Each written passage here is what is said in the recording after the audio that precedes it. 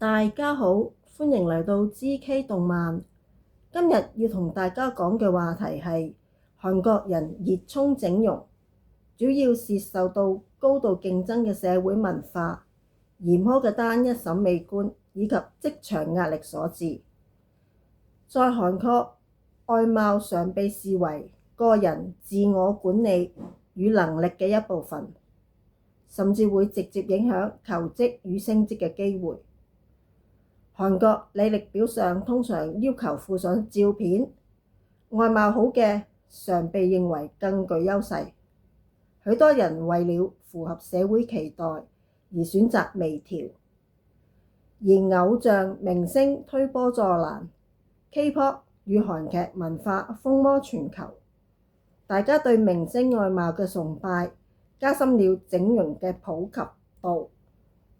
整容在當地甚至常作為大學入學或畢業禮物，慢慢地成為當地嘅文化。整容是好普通嘅一件事，但好多人都會整容成癮，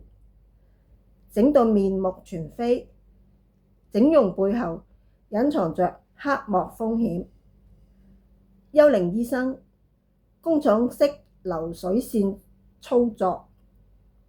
嚴重嘅跨國醫療糾紛，以及不可逆轉嘅生理與心理嘅後遺症等巨大壞處。有部分診所有幽靈醫生代刀，在麻醉後偷偷換掉新手醫生或無牌醫療人員，極易造成事故。為追求利潤，安排一個房間10幾張手術台同時開刀，醫生體力透支，手術精密度與環境衛生難以保證。一旦手術失敗，外國人要跨國打官司要求賠償是很困難嘅事，所以想到韓國整容嘅人士一定要小心安排好，想清楚先至好做。好啦，今日就講到呢度。喜歡呢條片請俾個 like 同埋訂閱，多謝大家。